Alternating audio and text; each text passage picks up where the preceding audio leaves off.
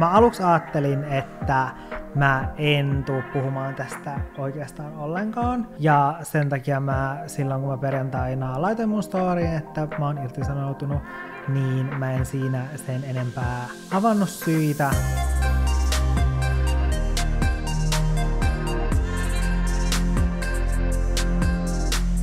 Ruskan runtelemat lehdet rutisee kenkien alla. Tai kantapäät. Mitkä kantapäät? No ruskan kuivattamat kantapäät. Ei, vaan ruskan runtelemat lehdet. Mä en keksinyt mitään R-alkavaa lehtisanaa. Ehkä ruskan runtelemat ruusunterälehdet olisi ollut hyvä. Kyllä. Kauralatte. Haetaan jatkoa. Leijailee. Kauralatte leijailee ilmassa. Kauralatteen tuoksu, johon on laitettu pari pumpallista. Pumpallista. Apua mä röyhtäsin samalla, kun mä sanoin pumpallista. Pari pumppausta pumpkin spice maustetta. Leijailee nenimme. Tai syksyn viilentämä märäntynyt koiran jätös. Toi on kevään juttu. Kun lumi sulattaa koiran paskan. Toi ei nyt sovi tähän. Paitsi tuohon voisi laittaa joku huurteeni roudan runtelema ripuli. Kyllä. Se olisi aika hyvä, tiedätkö? Joo. Jatkuuko tää runno nyt vielä? Tää nyt ei enää jatku, koska tää meni aivan päin helvettiä. Musta tuntuu, että se on palvelus kaikille. Mä ainoastaan halusin sanoa sen, että syksy on täällä ja se tarkoittaa myös, että kaikkien lempipodcastin eli Olohuone-podcastin syyskausi on myös virallisesti alkanut.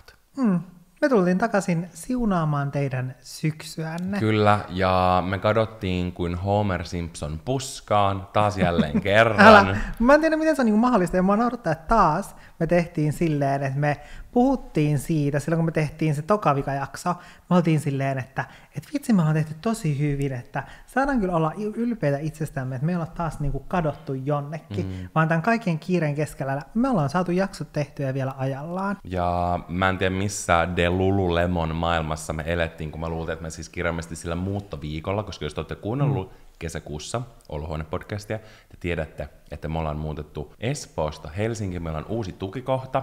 Kaikille, jotka katsoo videomuodosta jaksoa nyt YouTubesta Olohuoneen by Janne ja Valtteri kanavalta, niin voivat nähdä meidän ihan superhienon uuden olohuoneen. Me ollaan kirjaimisesti tällä hetkellä meidän olohuoneessa. Ja toivottavasti myös teidän olohuoneessa, esimerkiksi TVn välityksellä, voidaan hengailla yhdessä. Mutta kyllä, me siis kadottiin kuin Homer Simpsonit puskaan, ja tadaa, täällä me taas ollaan.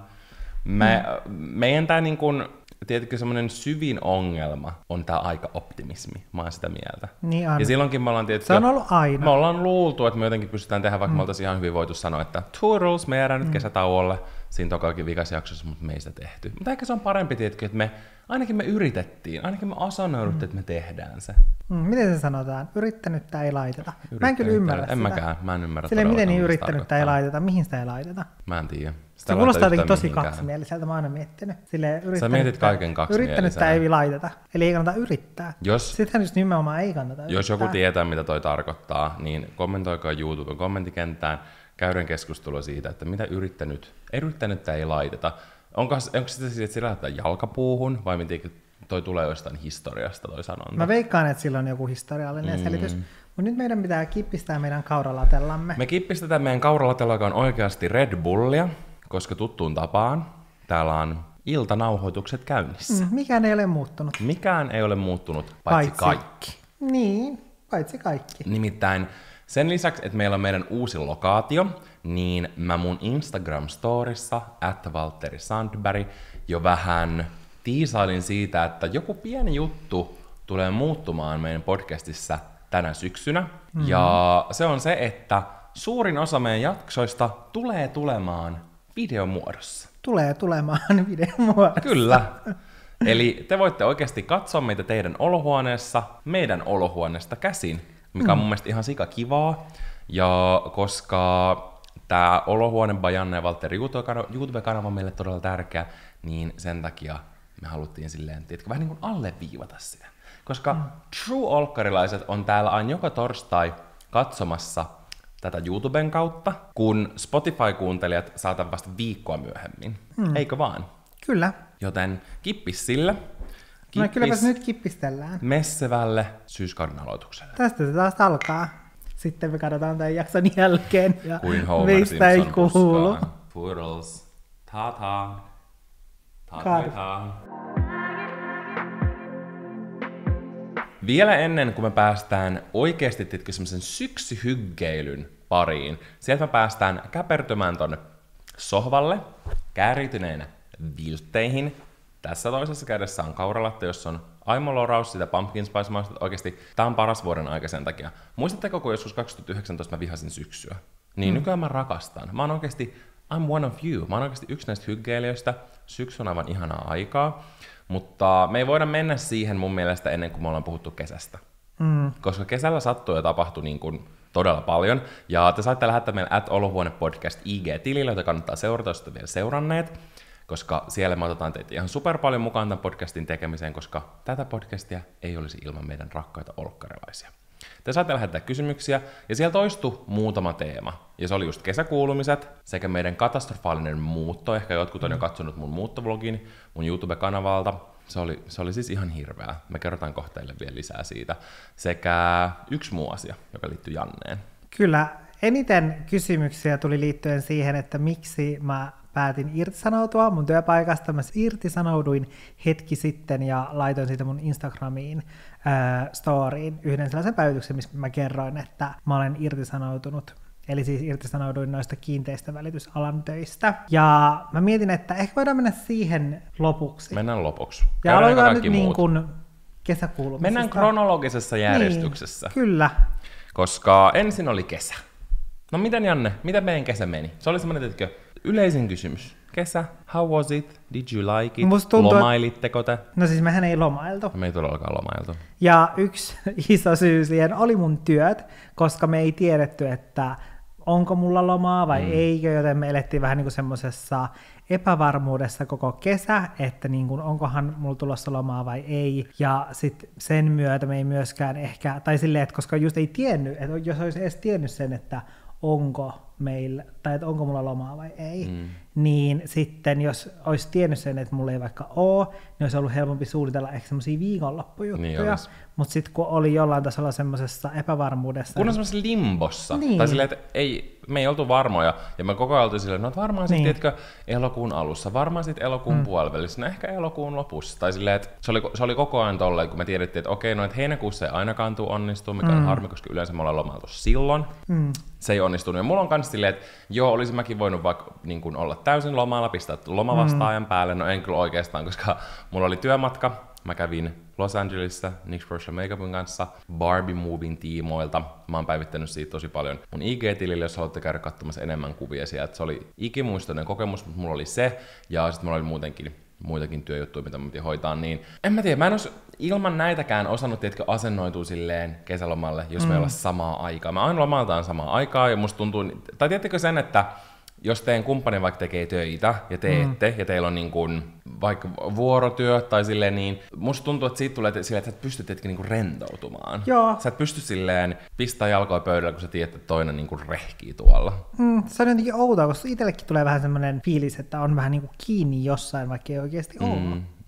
Ja sen takia me ei olisi lomailtu, ja totta kai sekin vaikutti, että meillä oli toi muutto. Että oli varmasti jotain sellaisia viikkoja, ettei ihan hirveästi vaikka tehnyt mitään niin kuin omaan työhön liittyvää, mutta se muutto oli 100 kertaa hirveämpää kuin työt koskaan. Se oli niin järkyttävää. Niin oli. Niin. Ja siinä ei, tiedätkö, ei ollut mitään mahdollista semmoiseen hengähtämiseen. Musta tuntuu se, että jos ei olisi ollut muuttoa, niin ehkä olisi kesällä tehnyt edes vähän enemmän niinku semmosia just jotain viikonloppujuttuja. Niin olisi. Mutta sitten periaatteessa se, että se aika, mitä ei käyttänyt töiden tekoon kesällä, niin sitten se vapaa-aika menikin tosi pitkälti siihen itse muuttaan. Ja oikeasti ei jatkoon, niin kuin kesä ilman lomaa ei jatkoon, koska mä oon huomannut sen tälleen, että nyt kun tää syksy on alkanut tai muutenkin kun on niin kuin loppukesä ja elokuussa yleensä niin kuin vaikka markkinointialalla toimistot aukee ja työt jatkuu ja kalenteri alkaa täyttyä, niin mä oon huomannut sen, että tosi semmoisissa yksinkertaisissa asioissa, esimerkiksi vaikka tietenkin jossain, siis sähköpostiin vastaamisessa, mulla on ihan hirveä semmoinen kynnys siihen. Mä oon huomannut, että se on niin kuin, ahistanut mua. Ja mä oon niin kuin pistänyt pisteitä yhteen. Muistaakseni kun lapsena oli semmosia pelejä, missä sun piti vetää niitä viivoja? Joo, siinä oli se numero silleen, 1, 2, ja sit sun piti yhdistää niitä silleen. Mä muistan lapsena, kun mä en niinku tajunnut niin mä vaan vetelin niitä ympäriinsä, ja sit mä ihmettelin, että miksi siitä ei tullut mitään kuvaa. Niin mulla on ehkä semmoinen olo nyt tällä hetkellä, ihan kun mä olisin taas lapsia, mä en ymmärtää sitä pistepeliä, koska mä oon niinku tajunnut sen, että tää on ollut muutenkin aika raskas vuosi, niin se, että ei ole päässyt silleen hengähtää, ehkä koko ajan on tietysti silleen odottanut semmoista hengähtämistä. Mun sentään oli niinku matkoja tuossa toukokuussa, mikä oli kuitenkin semmoinen, vaikka nekin on aika semmosia fyysisiä, niin silti sä saat sun mielen vähän niinku muualle. Mutta jollain tapaa on tietysti tosi semmoinen, jotenkin ehkä vähän uupunut olo, tai silleen tosi väsynyt olo, ja sen takia mä en oo ollut niin innoissani tässä syksyssä kuin mä voisin, mutta sit mä oon myös tehnyt semmoista pientä asennekamppailua sille, että nauttii niistä kivoista asioista tosi paljon syksystä, mistä tykkää, ja sit yrittää löytää niistä semmoista voimaa. Koska mun mielestä se semmonen kulttuuri, missä ihannoidaan sitä, että ei pidetä lomaa ja koko ajan vaan tehdään ihan sikan töitä, vaikka tää ei tunnu työltä ja mä haluan tehdä tätä niin kuin 24/7, se ei ole niin kuin hyvä, koska sä voit tehdä sitä jonkun aikaa, mutta lopulta sä tulet jossain vaiheessa, että palaa loppuun. Mä oon ihan varma siitä. Kyllä, no ehkä jonkin sellaisen jossain määrin kävikin silloin joskus aikoinaan läpi, koska itse asiassa ennenhän me ei pidetty lomaa. Ei niin. Me ei pidetty kesälomaa eikä talvilomaa, vaan me tehtiin vaan aina töitä. Mutta sitten jossain vaiheessa tuli itselle se piste, ja muistan sen, että silloin multa kysyttiin tosi usein silleen, niin että eikö tarvi niin lomaa tästä, ja mä olin aina silleen, että mun mielestä sellaisesta, että missä nautin, niin että sellaisesta ei tarvi niin lomaa, että silleen, että mä tykkään mun työstä niin paljon, että mä en tarvi siitä lomaa. Mutta sitten jossain vaiheessa tuli se piste, että sit oli silleen, että okei, että ei vaan pysty enää jatkamaan. Ja ei kaikissa työssä edes pysty, ja esimerkiksi jos on vaikka opiskelija tai muuta, niin todennäköisesti saatat tehdä koko kesän töitä, että sä pystyt sit opiskella. Riippuen niin vaikka millä paikkakunnalla asun, millainen vuokrataso on ja kaikkea tällaista. Mutta mulla on silti semmoinen fiilis, että nuorempana sitä jaksoi vielä enemmän, sillä että se oli ihan perus, että sulla oli koulu, sä kävit töissä ja sit sä teit kesätkin töitä. Ja sitten ehkä siellä oli just semmoiset muutamat lomaviikot siellä välissä. Ja en mä tarkoita silti, että ei kannata pitää lomaa, mutta nuorena mä jaksoin sitä paljon paremmin. Mutta sitten kun me tehtiin noin, niin mä huomasin sen, miten paljon se rupesi väsyttää. Mutta se on myös tavallaan etuoikeus, jos sun työssä on vaikka loma tai silleen. Ja yrittäjille, ei kaikille yrittäjille esimerkiksi vaikka ole mahdollisuutta. Tai sitten jos sä oot aloittanut jossain uudessa työpaikassa tai niin kun etenet uralla ja vaihdat työtä tosi usein, niin silloinhan sulle ei tule lomia, sulle ei kerry lomapäiviä. Kun saattaa olla silleen, että sä et ole yhtään lomalla ja sulle on varaa ottaa palkatonta, niin lomakaan ei ole minkään itsestäänselvyys. Mutta jos siihen on mahis, niin se kannattaa oikeasti pitää. Ja sen takia me ollaan itse asiassa varattu Jannen kanssa 1 mökkiviikko. Me varattiin meille ja koirille mökki. Me mennään sinne, me poistetaan kaikki sovellukset, me ollaan offline. Ja seuraavana päivänä siitä, kun mä irtisanouduin, niin sitten, me varattiin se mökki. Niin, silleen, että okei, nyt tietää, että nyt voi. Niin, kyllä. Se on totta. Summa summarum.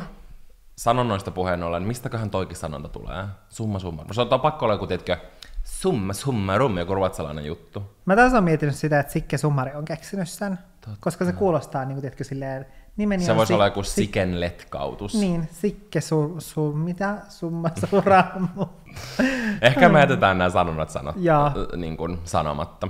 Mä muuten tajusin, silloin kun mä olin siellä losissa NYX Brush Makeupin kanssa, niin mä käytin tosi paljon kaikkia sanontoja. Mä niin kuin jossain keskustelussa jonkun ihmisen kanssa tajusin sinne, että mä koko ajan sanoin, että kun not my cup of tea, ja tiedätkö, jotain tällaisia, niin kuin, tiedätkö, semmosia siis sanontoja. Ne on oikeasti varmasti, tiedätkö, tullut jo silleen, että oikeasti kukaan niin kuin englantia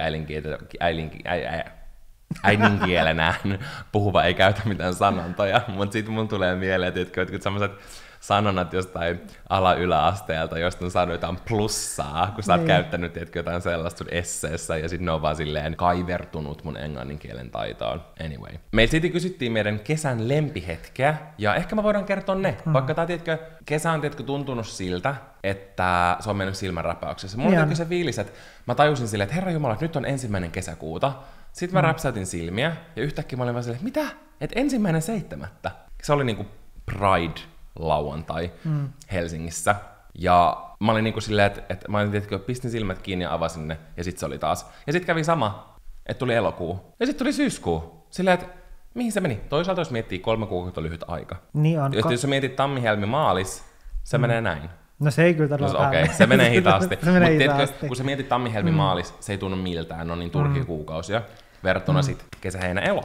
Mutta tämä kesä, niin tämä on oikeasti, tämä on tavallaan silleen mennyt tosi nopeasti, mutta toisaalta taas musta tuntuu, että tämä on kestänyt silleen iäisyyden, koska mä oon elänyt vaan, tiedätkö, sitä arkea silleen herää, tekee töitä, sitten tekee vähän lisää töitä, sitten käyttää koirat lenkillä. Tämä on ollut tavallaan silleen niin kuin tylsä kesä. Niin on, koska tämä on ollut vaan sitä niin kuin arkea ilman sellaisia niin kuin erityisiä juttuja, koska me ei olla käyty festareilla, ja meillä, niin kuin, me ei ole muutenkaan käyty silleen pari vuoteen, tai no mä en ole käynyt silleen varsinaisesti festareilla, vaan silleen mun kesä on pitkälti koostunut siitä, että me ollaan oltu viikko mun perheen kanssa mökillä, sitten ollaan oltu Valtterin perheen kanssa mökillä, ja sitten ollaan käyty näkemässä mun perhettä pohjoisessa. Ja se on ollut mun mielestä semmoinen kiva juttu kesästä. Se on semmoinen kesärutiini. Niin on, koska mehän ei kesällä, tai silleen, että jos me mennään ulkomaille, niin me yleensä mennään joskus muulloin kuin kesällä, koska sitten se kesäloma pitkälti menee niin kuin tuossa mökkeillessä, ja muutenkin se on niin kuin kiva semmoinen. Suomen kesä on niin kiva, niin miksi mä halusin mennä silloin pois jonnekin, jos on joku 45 astetta, ei kiitos. Niin, ja koska me ollaan Valtterin kanssa hulluja suorittajia, niin jos totta puhutaan, niin jos menee jonnekin lomalle, niin meille tulee vähän semmoinen stressi siitä. Niin, kontsa on pakko tehdä.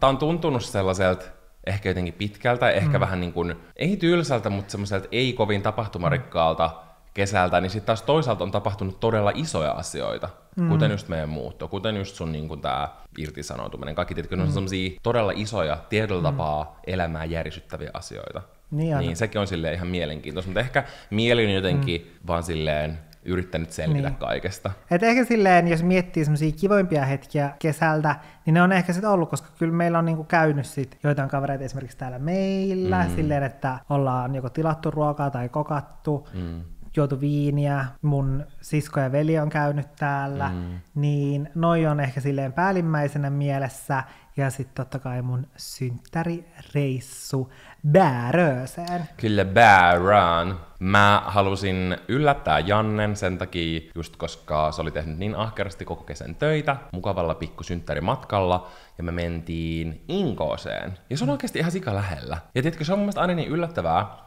kun totta kai silleen Suomessa on tosi paljon sellaisia alueita, missä puhutaan enemmän toista Suomen virallista kieltä, ruotsia, verrattuna enemmän kuin suomea. Mutta se on niin yllättävää, että sekin on niin lähellä. Etenkin kun me käytiin eka viemässä koirat mun vanhemmille, jotka asuu tosi lähellä, tai jotka asuu tosi lähellä sitä, missä me ennen asuttiin. Niin siitä oikeasti hurautti ihan sikanopeasti sinne, ja se oli tietyllä tapaa ihan eri maailma. Tai silleen, että tavallaan siellä on vähän niin kuin ihan eri kieli.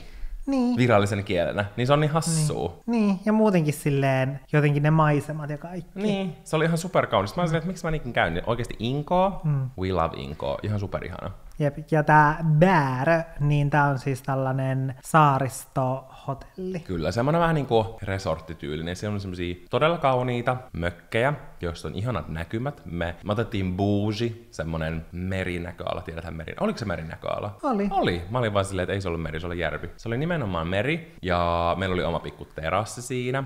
Pikku takka. Kyllä, aamupalat oli, siellä oli todella hyvä ravintola. Me nautittiin siellä pari päivää.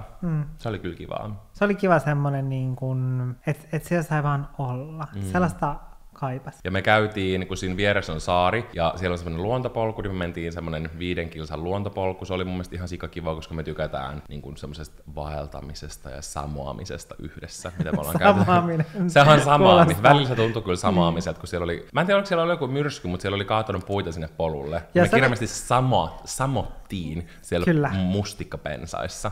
Mun mielestä samoilu kuulostaa vähän semmoiselta noitapiiriltä. Ei vaan samoilu on tietenkin semmoista tällaista. Silleen, että sä niin kuin käsin ja jaloin siirrät kaikkia niin kuin kasveja sun edestä ja sä samoilet jossain metsässä. Eli vähän niin kuin ne sääsket Syrhämässä. Joo, Syrhämä oli ikoninen ohjelma. Se oli kyllä, se oli semmoinen tosi kiva, mutta mä huomasin sielläkin, kun oli semmoista pari päivää, että chillailuaikaa, niin muistan siinä lähtöpäivänä mä olin oikeasti kuoleman väsynyt. Silleen, että mun vanhemmatkin tyyli luulee, että mä olin jotenkin silleen vakavasti masentunut, kun mentiin sinne, koska mä vaan makasin tuolilla tälleen. Ja olin, tiedätkö, ihan poikki. kaikki. Niin musta tuntuu, että se, kun sä pääsit lepään, niin sit sun keho silleen oikein niin kuin romahtaa. Kun se on jaksanut liian pitkään. Jep, niin ehkä olisi tarvinnut semmoisen pidemmän tauon levätä. Joo, 2 päivää on kuitenkin semmoinen pieni puhallus tälleen haavaan.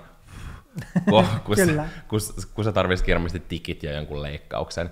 Mutta se oli ihan superihanaa. Ja semmoinen kesähetki, mikä mulla itsellä jäi erityisesti mieleen, oli se, kun me ekaa kertaa haettiin koirat tänne uuteen asuntoon. Ja sitten me oltiin täällä, ja me mentiin niiden kanssa semmoiselle pitkälle kävelylle tonne ympäri Katajanokkaa, sitten me mentiin siis pitkästä aikaa koirien kanssa koirapoistoon, ja siellä oli semmoinen ihan supermukava nainen, ja sillä oli sepä koira, ja meidän koirat oli tosi nätisti sen kanssa, niin en mä tiedä, se ei tiedätkö, silloin mä muistan, että mulla tuli semmoinen, vaikka oli tiedätkö sen muuttostressin keskellä, niin tosi semmoinen onnellinen olo siitä, että me muutettiin tänne.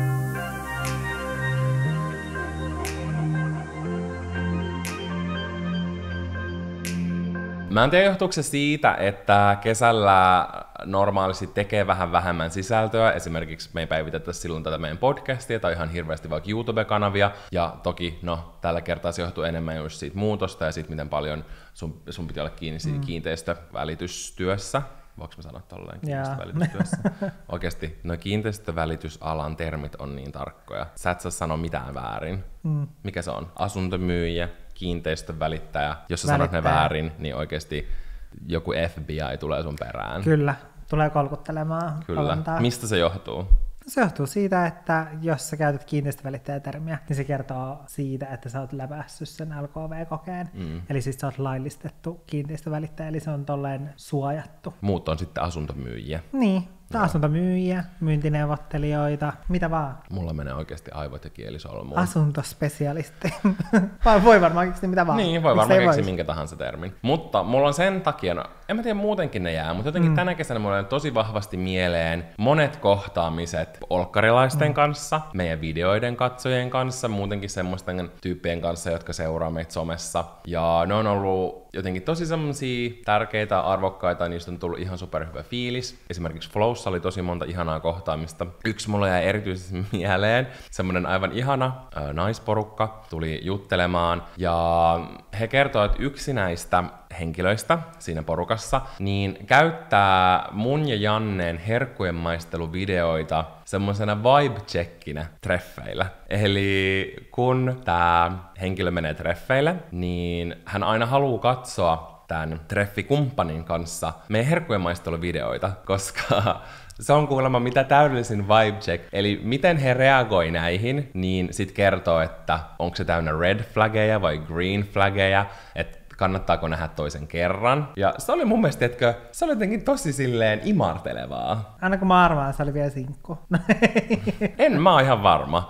mutta oikeesti tosta tuli mulle jotenkin hyvä fiilis. Kyllä. Koska silleen, että if you get it, if you don't, you don't. Ja silleen, että jos et sä niinku taju herkkujen maisteluvideoita, jos et sä tiedätkö silleen osaa olla semmonen niinku hauskan leikkisän lapsellinen, ja tiedätkö silleen niin kuin me olemme hauskan leikkisän. No mutta onhan se nyt, tiedätkö, semmosia leikkisiä aika lapsellisia ne videot. No lapsellisia ne on kyllä. Ja mun mielestä se on kivaa niissä. Ne on tietenkin semmoista niinku hauskaa viihdettä, huumoria ja niinku, en mä tiedä. Ne on semmosia tosi keveitä ja kepeitä. Niin se merkkäsi mulle tosi paljon. Mulla tuli vähän niinku semmonen 0,00001%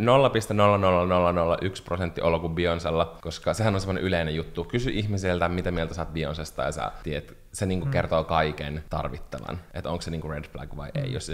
Jos joku ei tykkää Beyoncesta, niin se on red flag. Mä olen tietkö silleen otettu tästä.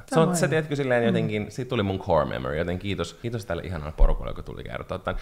Varmasti voi vapaasti käyttää tätä vinkkiä. Te voitte vaikka näyttää tämän jakson, ja jos ei ne vaivaa olkkarin sitten me aletaan aivan viestejä silleen, erottiin. Joo, kaikki suhteeni menivät aivan niin kuin tuhoon ja unholaan. Jep. Toivottavasti ei. Ihmiset alkaa näyttää niiden poikaystäville ja sitten ne pakenee. Hei, ihan sikamonet katsoo niiden, tai niin kuin kumppanukset katsoo näitä podcasteja ja videoita. As they should. Tää on niin kuin me sanottiin, tää on kaikkein lempipodcast. Janne, miten meidän muutto meni? Me ollaan nyt ehkä tietkö silleen jo alleviivattu, että se oli traumatizing. Se oli oikeasti traumaattinen kokemus. Ja se ei ole mikään vitsi, koska kun mä editoin muuttovlogia, jonka ehkä jotkut olkkarilaisetkin on käynyt katsomassa, niin mulla tuli tietenkin semmoinen niin ahdistus siitä, niin siitä kaauksesta, mikä siinä oli. Ja mä sain kyllä muutamia viestejäkin silleen, niin että vitsi tuli niin semmoinen tosi jotenkin ahdistunut olo siitä, koska en mä tiedä, varmaan se välittyi sinne ruudun toiselle puolelle ja we keep it real, joten mä haluttiin näyttää sitä totuus. Ja mun täytyy sanoa, että mä en ymmärrä, että miten me päädyttiin tohon tilanteeseen, koska meillähän oli muuttoaikaa silleen, että meillä oli päällekkäin meidän asunnot, tämä nykyinen asunto ja sitten se edellinen asunto. Mä en muista, oliko se jopa 2 viikkoa, mutta jotenkin me päädyttiin silti. Jotain siinä tapahtui. Meillä ei alun perin pitänyt olla niin pitkään. Meillä piti olla vaan niin kuin muutama päivä. Niin. Originaalisti. Sittenhän me saatiin lisää aikaa. Niin saatiin, mutta mä en tiedä, että miten sitten kävi niin, että meillä kuitenkin tuli niin kiire, että edeltävänä päivänä vasta me alettiin silleen varsinaisesti muuttamaan. Me käytiin joku 1-2 kaappia läpi ennen, niin kuin silleen tyylin joku 2 viikkoa aiemmin, silleen, no niin, nyt aloitetaan hyvissä ajoin. Sitten se jäi siihen, ja sitten muuttopäivää edeltävänä päivänä mun kaverit tuli aamulla auttamaan meitä. Jos ne olisi tullut, me oltaisiin ikin selvitty. Ei niin. Me oltaisiin ikinä selvitty. Sitten me pakattiin raivon lailla, nukuttiin pari tuntia, sitten mä heräsin aamulla jatkamaan, ja sitten aamulla muuttomiehet jo tulikin. Ja se oli just silleen, että me tehtiin niin, että toinen teki aina toisessa asunnossa ja toinen toisessa, ja sitten me vaan silleen, me oikeasti nukuttiin joka yö maks 3 tuntia. Se oli ihan hirveää. Mulla oli oikeasti semmoinen ihmisraato-olo. Jep, ja meillähän oli siis muuttolaatikoita. Alun perin meillä oli 110, koska se on vissi joku suositus, että 4 mukaan kannattaa ottaa muuttolaatikot. Ja meillä oli sitten 110, koska meillä oli 111 neliöä, mutta sitten me tarvittiin vielä 20 muuttolaatikkoa lisää, joten tavallaan meillä ei ollut niin kuin ihan silleen hirveästi meillä oli Janne, meillä oli aivan saatanasti tavaraa. Meillä ei esimerkiksi ollut vaikka joku 220 laatikkoa sille, että meillä olisi tuplasti enemmän tavaraa kuin normaalisti ihmisillä, vaan me oltiin kuitenkin aika lähellä suositusta. Ja toki siinä on se totuus, että minkä mä sanoin niin kuin muuttovideoskin, että me Jannen kanssa hiffattiin se siinä muuton aikana, ja ehkä meistä pitänyt asennoitua sillä tavalla, että meillä on periaatteessa 2 työhuoneen, meillä oli toimisto ja studio, niiden muutto, ja sitten 3 niin kuin 3 asuintilan muutto, plus keittiö-olohuone. Tai silleen, että eli tavallaan totta kai silleen, jos miettii vertaa jotain toimistohuonetta johonkin makuuhuoneeseen, niin toimistossa on paljon enemmän tavaraa kuin vaikka jossain vierashuoneessa, sillä koska eihän sulla ole siellä kirjaimista kuin sänky. Ei, ja siis just kun makuuhuone oli yksi semmoinen huone, mikä me käytiin etukäteen, ja mä olin silleen, että eihän tää ollut edes paha, että vähän me jotain lakanoita viikkailtiin. Muutamat lakanat. Joo. Siis se oli oikeasti, se oli ihan hirveää, mutta toisaalta me niinku selvittiin siitä. Niin selvittiin. Mutta vieläkin kun mä mietin, niin mulla tulee ihan kauhea olo. Jotta kaikki voisi välttyä siltä, mitä me koettiin, niin Janne, anna 3 sun parasta vinkkiä muuttoon. Okei, 3 vinkkiä, joilla sä et päädy muuttamaan 16 tuntia, niin ensimmäinen vinkki on se, että kannattaa aloittaa hyvissä ajoin kaikkien kaappien läpikäynti ja varaston läpikäynti. Koska varaston unohtaa aina. Niin. Me unohdetaan se joka kerta. Jep, ja siellä on yllättävän paljon tavaraa, vaikka ajattelet, että ei siellä nyt niin paljon ole. Ja luulee, että nehän on varastossa pakattuna hyvin. Ei oo, ne ei oikeasti oo. Ja siellä on paljon kaikkea semmoista turhaa tavaraa, koska periaatteessa siellähän sulla on kaikki semmoinen tavara, mitä sä et tarvitse silleen kuin kerran pari vuodessa. Ja tohon liittyen ehkä niin kuin mun oma vinkki on se, että niin kuin käy sun kaappeja läpi muutaman kerran vuodessa. Tiedätkö, että koska meilläkin oli ihan sikana kaikkea sellaista, mitä ei me todellakaan enää tarvittu, tiedätkö? Niin, mutta sitten kun tulee, tiedätkö se, että se on iso vaiva päästä niistä eroon, koska sit jotkut jutut on vaikka sellainen arvokkaampia, että sä haluisit niistä, tiedätkö, rahaa vähän takaisin, että ne ei ole vaan silleen, että vie nää nyt johonkin hyväntekeväisyyskeräykseen, vaan silleen, että sit, jos niistä haluaa rahaa takaisin, niin sit niistä on tosi hankala päästä eroon. Niin. Ja koska me ei käyty niitä kaappeja läpi etukäteen, niin sittenhän tilanne oli se, että meillä oli tämä asunto ihan täynnä tavaraa. Silleen, täällä ei voinut liikkua. Täällä ei voinut siis oikeasti liikkua. Siis se, että me ollaan nyt tässä olohuoneessa teidän kanssa, se on ihme. Mä niin kuin rukoilin näitä hetkiä, että tää asunto on siistinä. laitettuna ja niin kuin, että täällä pystyy olla ja elää ja hengittää. Se tuntuu ihan superkaukaiselta. Vaikka mä oon tajunnut sen, että me tehtiin toi muutto tavallaan, tai asunto oli valmis nopeiten koskaan. Meidän 2 aikaisempaa muuttoa, se asuntohan oli varmaan 2 kuukautta semmoinen räjähdys. Mutta tässä taas me jotenkin, en mä tiedä varmaan, koska meillä oli pakko. Ja musta tuntuu, että sen takia tämä meidän asunnon laittaminen viivästyi tosi paljon, koska meillä oli niin paljon tavaraa, että kun otti semmoisen, meillä oli semmoiset punaiset muuttolaatikot, niin sitten kun nosti sellaisen, oli silleen, että okei, nyt mä niinku puran tämän laatikon, ne oli vaan se, että mihin mä lasken tämän, että ei ole kirjaimellisesti, ei ole tilaa, mihin laskea tätä, ja silleen, että mihin mä ylipäätään niinku puran näitä tavaroita, koska en mä saa jotain niin kuin lipastoa kaikkien tavaroiden takaa. Ei. Niin sen takia olisi just hyvä käydä ne etukäteen läpi, koska sit sä voisit myös laittaa ne silloin heti myyntiin. Et periaatteessa olisi hyvä, jos oikeasti kävisit vaikka 2 kuukautta aiemmin jo ne kaikki kaapit läpi, koska sit sulla on se 2 kuukautta aikaa myydä niitä, koska jotkut jutut ei mene niin nopeasti. Ja on aikaa mennä kirpparille, varata kirpparipöytää. Niin, koska siinkin saattaa mennä, että jos vaikka varaa jonnekin suositumalle kirpparille, mehän tehtiin silleen, että mä myin torissa, mä oon siis myynyt joku yli 30 huonekalua torissa. Mä olen torimyyjä.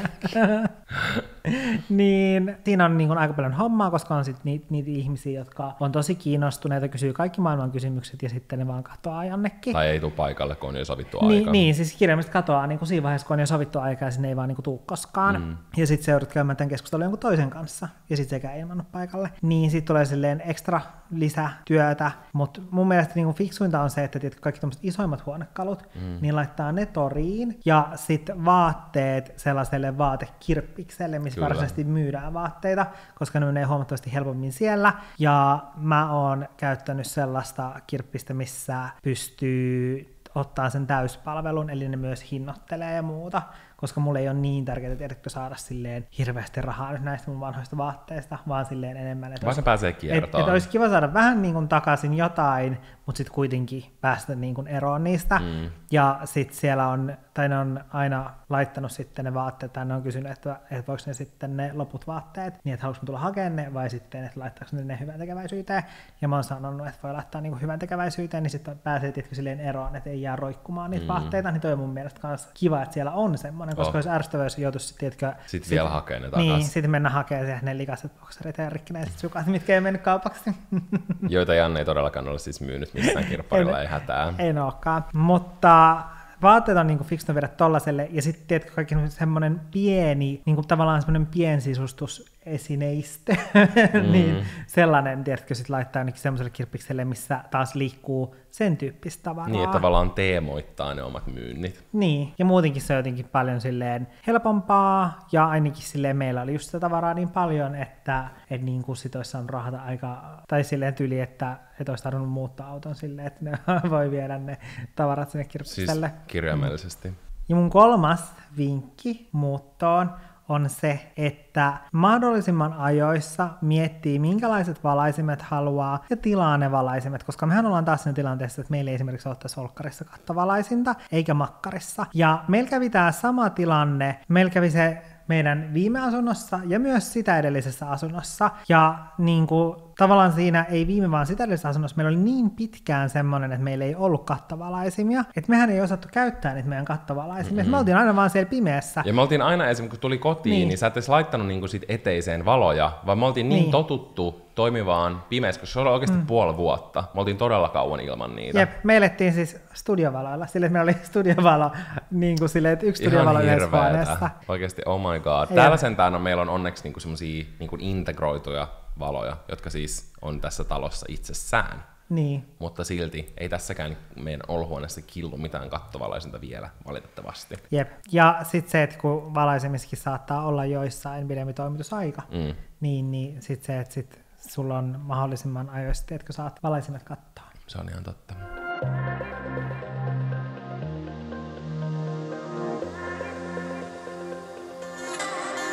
Jos meiltä olisi kysytty tää silloin heinäkuun alussa, niin meillä olisi ollut varmaan vähän eri vastaus. No ei, kyllä me oltiin silloinkin jo fiiliksissä, mutta meiltä kysyttiin, että miltä tämä uusi koti nyt tuntuu. Ja nyt kun me ollaan, ei tää ole vielä läheskään valmis, mutta nyt kun tää on oikeasti niin kuin erittäin asuttava. Kiitos itse asiassa Jannen ja Jannen pikkuveljen, koska sillä välin, kun mä olin työmatkalla, tää asuntohan jäi siis ihan kaaoksen valtaan. Meillä oli kirjallisesti lattioissa vielä lattiasuojat, ja ne oli niin likaset, että kun sä otit uuden parin sukkia ja kävelit eteiseen, niin ne oli mustat ne sukat siitä pohjasta, koska tuolla oli niin paljon pölyä.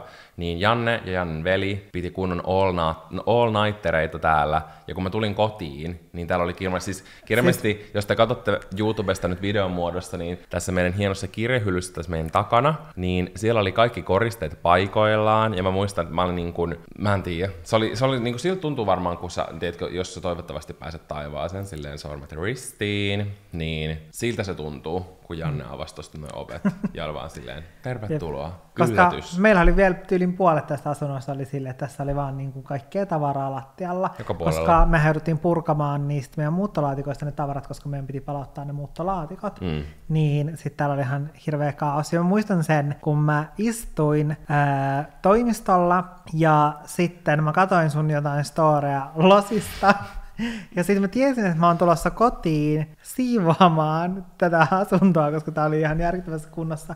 Se oli se hetki, kun mä mietin silleen mun elämän valintoja, ja sitten mä mietin silleen, että olikohan se virhe niin kun lähteä tältä some-influencerin uralta. Niin, tai se oli tietenkin semmoinen konkreettinen momentti. Niin, koska sä olit vielä tietenkin niin tommosella niin once in a lifetime matkalla. Jep. Niin, sitten mä mietin silleen, että että nämä on valintoja.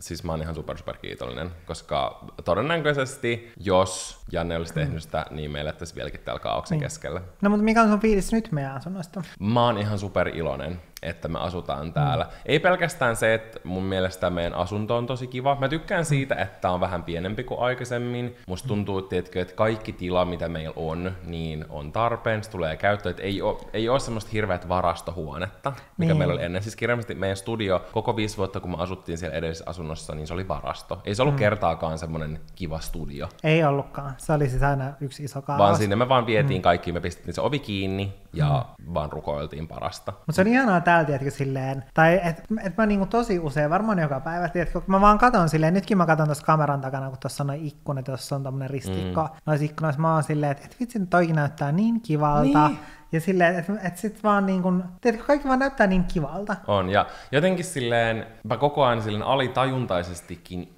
imen itseeni semmoista hyvää energiaa siitä, koska kun mä oon täällä meidän asunnossa, tai mä menen viemään koiria, tai mitä tahansa, mä menen näkemään jotain ystäviä, tai mitä vaan, niin koko ajan, tiedätkö, se semmonen, se niin kuin asuinympäristö, kaikki se, mitä mä näen kauniita rakennuksia, mä näen söpöi kahviloita, mä näen, tiedätkö, tyylikkäitä ihmisiä, koska me ollaan Helsingin keskustassa melkein, ja tiedätkö, silleen kokonaisuudessaan. Nyt kaikki espoolaiset on silleen. Hei, mä oon käynyt nyt muutaman kerran siellä, missä me asuttiin ennen. Ja siellä oli tyylittömiä ihmisiä vai? Siellä, en mä sano, että oli tyylittömiä ihmisiä, mutta silleen the vibe is different. Ja mä enemmän, tiedätkö, fiilaan niin kuin tätä vibea, missä mä oon nytten. Mä jotenkin koen, että tollaiset, tiedätkö, pienet asiat on tosi tärkeitä silleen, jos sä tykkäät sellaisista, että miten se vaikuttaa sun alitajuntaan. Ja tämänkin takia esimerkiksi just vaikka, jos miettii, että miksi joku haluaa vaikka, että joku tuotteen pakkaus näyttää kivalta, tai joku haluaa, että kaapit on tosi hyvin järjestyksessä, sellaisissa niin kuin vaikka purkeissa, mitä Janne tykkää tehdä, sillä että mä oon oppinut enemmän ymmärtää sitä, että se on ihan eri asia, että ne on silleen nätisti purkeissa, ja niissä on nimet päällä, että mitä siellä on, kuin se, että ne on vaan siellä kaapissa, tiedätkö, silleen sunnuntai-jauhopussina. Eikö se ole sunnuntai? Eikö se ole leivontabrändi? Koska mä jotenkin koen, että tollaiset asiat alitajuntaisesti silleen vaikuttaa sun semmoiseen henkiseen hyvinvointiin, jos ne on sulle tärkeitä. Mä tarkoitan taas kaikilla, tiedätkö, sama, mutta mä jotenkin huomaan sen, että vaikka niin kun tää niin kun kesäkin on ollut osittain raskas, niin silleen tollaset asiat joka päivä kohottaa mun sellaista niin kun hyvinvointia, ja tiedätkö, mun mieltä silleen the vibes are better. Ja tiedätkö, että sillä on ihan tosi paljon väliä. Ja tämä sama voi olla siitä, että joku voi haluta täysin pois niin kuin vaikka Helsingin ytimen lähettyvyiltä jonnekin ihanaan, tiedätkö, maalaismaisemaan, ja hänelle se voi tuoda sitä. Ja kyllä mullekin osittain, tiedätkö, tommonen, varmasti kun mä mennään sinne mökille, niin mä tuun sieltä, tiedätkö, imeä sitä. Mutta oikeasti semmoisilla pienillä asioilla on tosi paljon merkitystä. Ja mä oon tosi niin kuin iloinen siitä, että me asutaan täällä. Ja tässä uudessa asunnossa, niin tässä tiedätkö, kaikki sellaiset arkisetkin asiat, mitä tekee, ne tuntuu jotenkin ihan erilaiselta. Ja ehkä se just johtuu, tiedätkö, just noista, mitä sä sanoit, silleen, että kun kaikki näyttää silleen kivalta, niin sitten ne vaikuttaa siihen omaan semmoiseen fiilikseen. Ja jos on tosi visuaalinen ihminen, niin mä koen, että se on tolleen, Niin. koska mä huomaan sen myös monissa mun omissa läheisissä.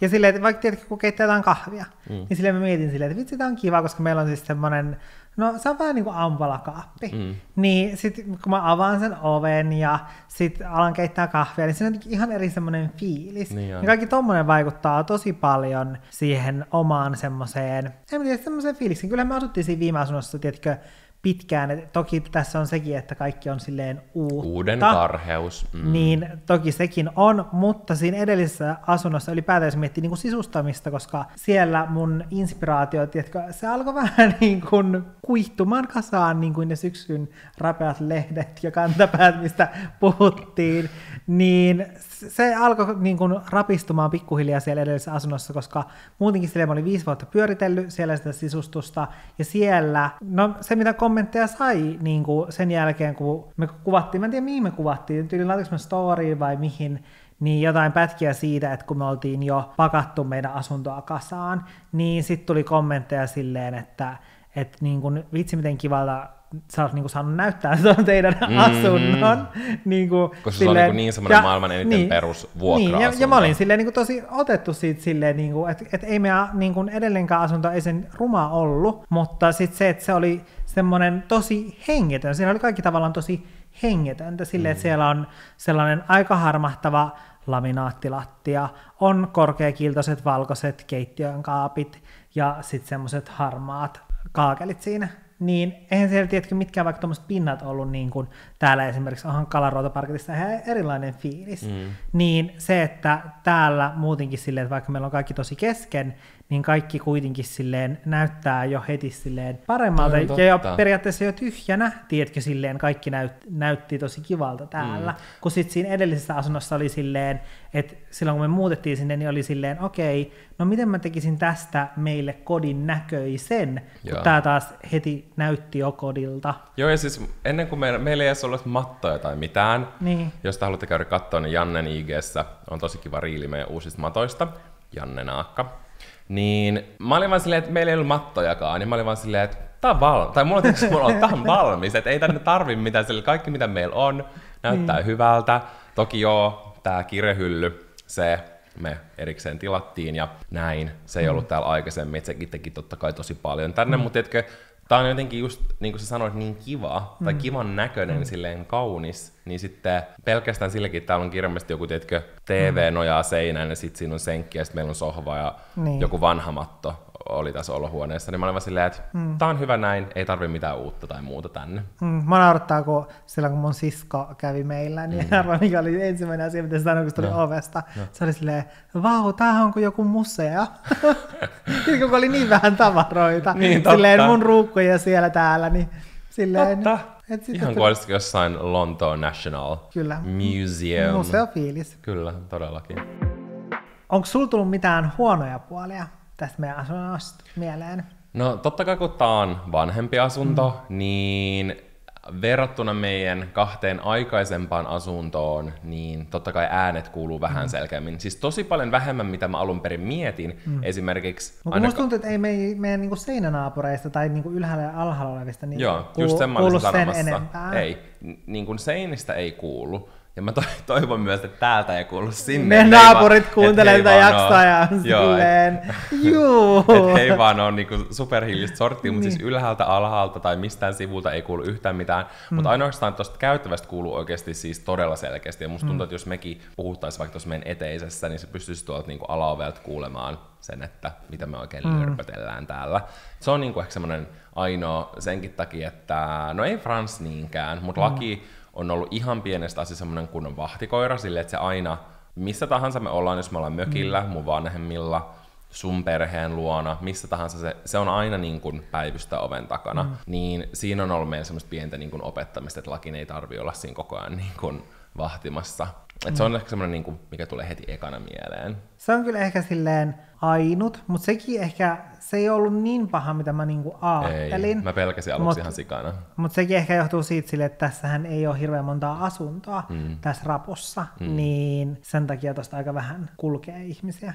Se on hyvä. Ja mulla itsellä ehkä kans se liittyi niin kuin ihmisiin silleen, että mua pelotti se, että totta kai täällä on niin kuin enemmän ihmisiä kuin siellä, missä aiemmin asuttiin, niin sitten mua pelotti se, että minkäköhänlaista siitä, että käyttää noita koiria ulkona, että minkäköhänlaista siitä tulee, koska silleen, että vaikka ei mun tarvitse pelkää sitä, että ne puree jotain, mutta ihan vaan niin kuin muiden ihmisten takia, jos tietenkin joku ihminen tulee vastaan, niin kyllä mä haluan pitää koirat aina lyhyessä flexissä sen takia, koska ei voi tietää, että onko se vaikka sellainen ihminen, joka vaikka pelkää koiria. Esimerkiksi vaikka niin kuin mun isä, sehän pelkää koiria, koska sitä on kerran lenkkipolulla tullut joku vapaana pidetty koira puremaan. Oikeasti niin jumalauta ne helvetin koirat niihin remmeihin ja sassiin. Jep, niin sillä on jäänyt esimerkiksi siitä tällainen trauma, niin ei voi koskaan tietää. Ei niin. Niin sen takia mä tykkään ottaa koirat aina silleen niin kuin ihan lyhyen hihnaan, niin sitten mä pelotti se, että mitäköhän siitä lenkkeilystä tulee koirien kanssa, että onkohan se vaan yksi iso kaos, että sitten vaan koko ajan kiskoo niitä koiria ja kulkee niiden kanssa tälleen näin, ja sitten toinen halusi mennä... ne ei pääse yhtään haistelemaan. Niin, ja toinen halusi mennä haistelemaan toiselle puolelle ja toinen toiselle puolelle, ja sitten tiedätkö, että siitä ei vaan tule niinku yhtään mitään. Mutta musta tuntuu, että täällä tulee oikeasti vähemmän ihmisiä vastaan lenkillä, kuin siellä, missä me ennen asuttiin. Vaikka me asuttiin ihan siellä Espoon perällä lähellä Kirkkonummea, niin silti. Niin... Siinä oli jumalauta helvetinmoiset lenkkipolut ihan siinä vieressä. Niin siellä meni semmosia saakelin speedopyöräilijöitä, vai mitä spandex-pyöräilijöitä. Siis vitsi, niitä meni siellä oikeasti 80 niin tunnissa. Koska niillä ei ole sitä kelloa. Ei, sitten mopoautot ja mopot ajoi siellä niinku kielletyillä alueilla, sillä että sä joudut niinku henkensä edes väistää. Sitten sieltä tuli niitä saakelin potkulautoja, sitten tuli lenkkeilijöitä ja kävelijöitä ja muita koiraulkoiluttajia. Siellä oli järkyttävä trafiikki melkeinpä kellon ympäri, niin se on kans niinku sama, mitä on itsekin ihmetettynä. Totta kai täälläkin on niinku ihmisiä, ja tiettyihin kellonaikoihin mutta... Mutta ehkä toisaalta musta tuntuu se, että ehkä täällä enemmän tietenkin ihmiset ottaa myös toisensa huomioon kuin siellä. Siellä ne on vaan silleen, olen ainoa pyöräilijä täällä, yksin vain, ja saan pyöräillä miten haluan. Täällä niinku pyöräilijät varo edes vähän, tiedätkö? Että ne ei silleen... Esimerkki siitä, mistä äsken puhuimme. Kyllä. Sellainen asia, mitä me etukäteen pelättiin, oli se, että meillä on täällä vain yksi kylpyhuone, ja aiemmassa asunnossahan Valtterilla oli oma vessa. Eli mun vessa oli se, missä oli niin kuin myös suihku ja sauna, ja sitten Valtterilla oli oma yksittäinen vessa. Oma pikku spa-alueella. Niin, tätä me vähän stressattiin, koska me tiedetään, Valtteri tykkää tehdä pitkiä spa-hetkiä aina iltaisin, istua aamulla tunnin paskalla, selaten puhelinta. Ja Janne tykkää käärtää sen tukkaa aivan helvetin kauan ensin föönaten, sitten suoristellen, sitten 3 erilaisella raudalla muotoillen ja sitten lakkaa joka puolelle suihkutellen. Niin miten tää on nyt mennyt? Tää on mennyt paremmin, mitä mä mietin. Jaa. Sopu on pysynyt ihan okosti yllä. Mä oon samalla linjoilla. On ollut muutamia semmosia niin kuin tenkkapoo-hetkiä, mutta mä sanoisin, että se on paremmin kuin aikaisemmin. Ongelma on tullut siinä vaiheessa, kun meillä on ollut 2 ihmistä meidän lisäksi täällä kylässä,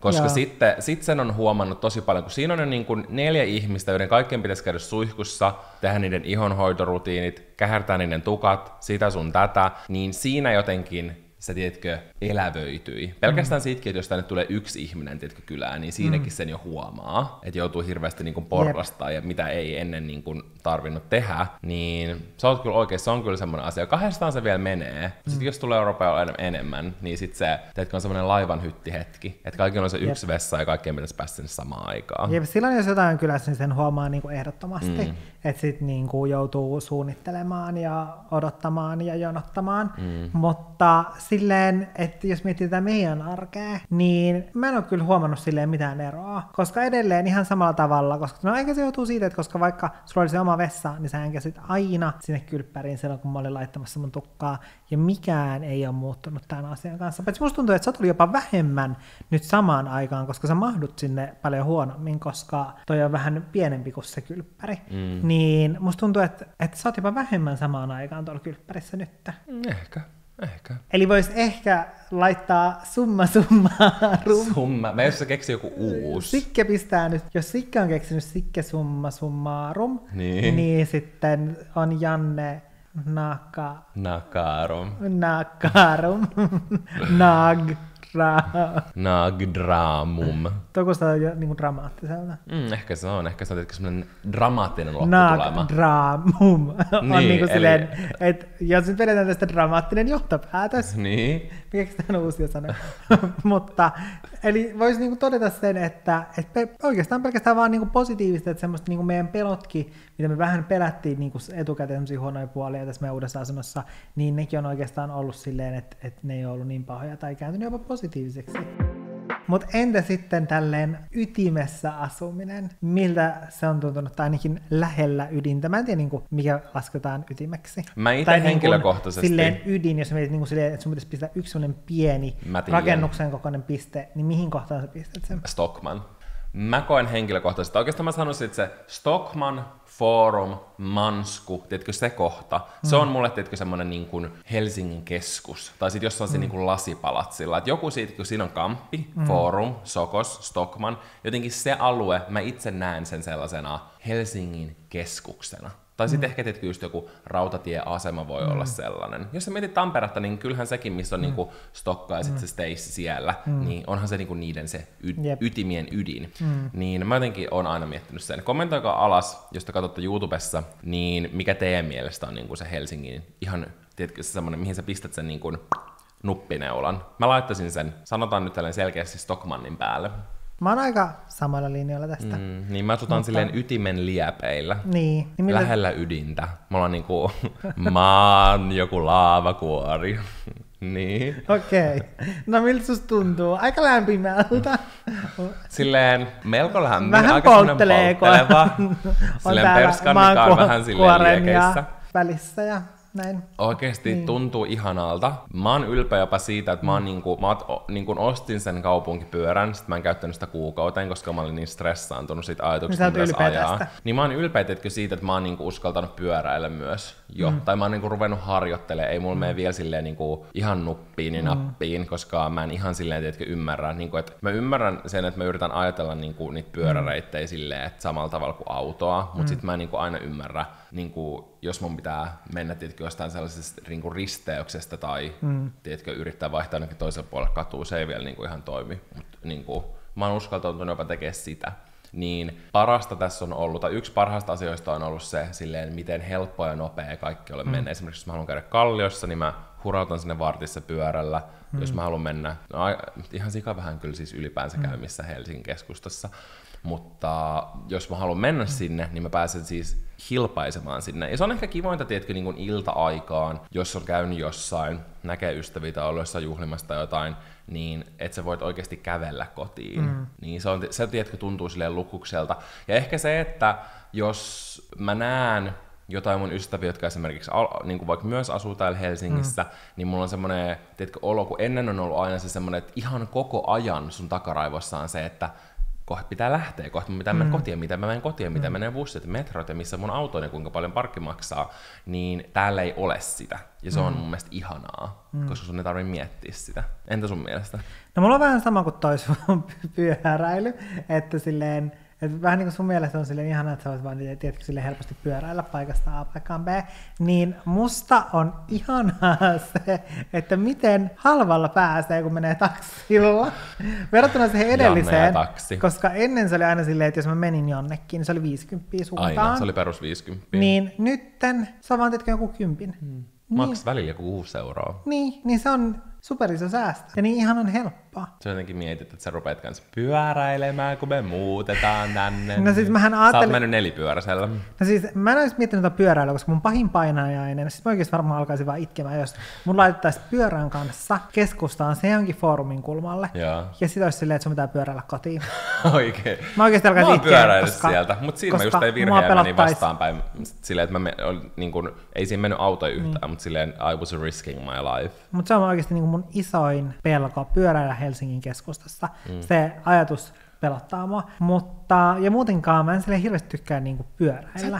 Sä oot ollut aina semmoinen kävelijäihminen. Niin, Oulussa mä tykkäsin niinku pyöräillä, mutta täällä mä taas en jotenkin niinku silleen tykkää, koska se on ihan eri asia. Se on ihan eri asia. Ja täällä mä oon tykännyt kävellä, mutta sit nyt kesällä, koska mä ajattelin silleen, että mähän kävelen aina töihin, mutta kesällä sit taas ei voi kävellä paikkoihin, sen takia, tai sä voit mennä kävelylle, mikä on siis kivaa, mutta sitten sä et voi niin kuin kävellä jonnekin paikkaan, koska sen jälkeen, kun sä pääset sinne paikkaan X, niin todennäköisesti, koska sä meet johonkin vanhaan kivitaloon, niin siellä on ihan saakelin kuuma, ja sitten sä vaan, kun sulla tulee tietysti semmoinen jälkihiki, niin, on oikeasti the motherfucking worst. Ja sit sä oot semmosessa niin kuin vanhassa kivitalossa. Oikein niin kuin, missä ei mikään hengitä eikä ilma liiku, ja silleen, tiedätkö, pölyhiukset on vaan paikalla, ihan kun sä olisit niin kuin pysäyttänyt ajan, koska siellä on niin seisova ilma. Ja siis tähän jälkihikeen liittyen, toi on kyllä totuus, koska mä kävin viime viikolla mun ystävän kanssa Harjukasin Terdellä, ja mä menen pyörällä. No, koska koko toi Hakaniemen merihaка on ihan järkyttävä siis työmaa, niin mä eksyin, mä pyöräilin siellä ympäri, mä menin ihan järkyttävän ylämään, että mä pääsen Hämeentielle ja lopulta mä pääsin sinne. Ja mulla meni 45 minuuttia, tiedätkö, että se hikoilu loppui. Musta tuntuu, että mä olin ihan märkä. Mun hiukset oli läpimärät, ja se ei ollut todellakaan mikään semmoinen cool entrance, tiedätkö, sinne paikalle, kaikkeen coolien Terdellä istuvien ihmisten sekaan. Ei. Mä olin kuin semmoinen uitettu rotta, joka oli niin kuin losahtanut jonkin katokaivoon ja kiivennyt sieltä ylös, koska mä olin niin hiessä. Ja siinä vaiheessa mä ymmärsin taksin merkityksen, että jos sulla on kiire, älä pyöräile, mene taksilla. Siis mulla tuli tosta mieleen ihan hirveä. Nyt tulee story time. Okei. Onks mä kuullut tän? Mä en tiedä, onko mä kertonut tätä. Okei, mutta siis hirvein tilanne, tai hirvein jälkihiki tänä kesänä on ollut. Tää on niin aina eritteitä olkkarissa. Kyllä, jälkihikistä me ollaan varmaan muuten käytetty vielä jälkihikeä. Niin, meillä on varmaan vielä puhuttu siitä. Mutta koska siis mä oon vielä semmonen, että jos mun pitää kävellä paikasta A paikkaan B, niin vaikka mä yritän ajatella sitä, että okei, mä kävelen hitaasti, niin kohta mä huomaan silleen, että mä sipsutaan ihan täyttä vauhtia. Siis mä ja Janne kävellään ihan sikanopeasti. Niin, ja se on tosi ärsyttävää, koska sit just tulee se jälkihiki, että ei voi olla vaan se, että okei, nyt mä kävelen, koska mulla on aikaa, niin mä kävelen ihan rauhassa, vaan mun on pakko kävellä niin silleen nopeasti, kun mä pystyn kävelemään. Ja mä olin siis menossa arviokäynnille. Joo. Ja se oli oikeasti hirvein tilanne ikinä. Mulla oli siis blazeri vielä päällä. Sitten mulla oli semmoista... Oli joku 35 astetta. Joo. Ja sitten mulla oli semmoiset mustat housut, jotka ei hengitä ollenkaan. Koska mun mielestä jotenkin, mä en tiedä miksi, mutta mun mielestä jotka shortseissa mä en voi mennä töihin. Mulla oli semmoinen olo, että se on liian kasuaali. Niin. Sitten kun mä pääsen sinne sisälle, niin mä vaan tunnen sen, kun mä laitan mun perässä sen oven kiinni. Mä tunnen vaan sen, että okei, nyt. Nyt se alkaa. Ja sitten tiedätkö, koko ajan kaadettu silleen saavista vettä päällä. Silleen mä tunnen, että se lähtee tiedätkö, täältä näin se hiki. Ja sitten se vaan valuu, ja mä tunnen, kun kävelee, kun valuu. Siis semmoinen hikipisara, semmoinen niin oikein iso pisara lähtee valumaan tästä oikein hikikarpalo. Jep. Ja sitten tiedätkö, yrittää tehdä semmoisen hyvän vaikutelman. Sitten tiedätkö, ottaa siinä silleen, tiedätkö, että kättelee, tuntee, kun oma käsi on ihan semmoinen lämmin ja hikinen. Joo, ja sitten pitää ottaa kengät pois. Ja sitten niin tiedätkö, kumartuu silleen alaspäin, tukka menee vaan ja tarttuu, tiedätkö, naamaan. Sitten mulla on niin tukka siinä naamassa, ja sitten mä nousen ylös. Sitten on näin, kuuluu se ääni, kun sä otat niin hiussuortovia. Näin. Ja tuntuu, että niitä on edelleen niitä hiuksia silleen pitkin naamaa. Ja sitten joutuu olemaan silleen, että kierretäänkö ensin tää asunto läpi? Saisinko lasin vettä, kiitos. Joo, ja siis mua naurattaa, että siis ne itse asiassa oli mulle silleen, että haluatko sä vettä? Ja mä olin silleen, ja siinä oli silleen, haluatko sä jääpaloja? Ja mä olin silleen, sitten sä otit ne jääpalat ja kaadoin ne sun paidan sisälle. Siis olisi tehnyt mieli tehdä niin, mutta se oli aivan hirveätä. Ja sitten, tiedätkö, kun me kierrettiin se asunto läpi, se ei vaan niin kuin loppunut.